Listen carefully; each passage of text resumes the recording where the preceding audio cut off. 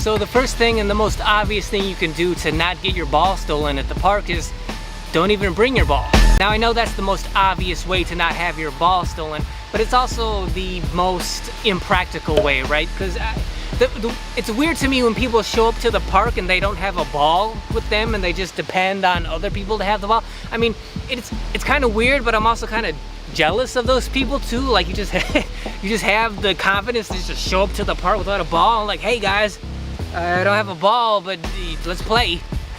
I do dig the confidence, but it's just like, I just like having a ball with me at all times, just in case, you know, especially like on actual game days. You know, I usually pride myself on being like the first person out here and the last person to leave. And if that's the case, then if I'm the only person out here, then I need to have a ball with me. So I always like to have my ball with me at all times. But yeah, you know, you don't have a ball with you, then you can't have it stolen from you, I guess. Secondly, and again, kind of obvious, which is try not to play at sketchy parks. Now I know for a lot of us that's not really an option. We all just kind of play at the court that's closest to where we live.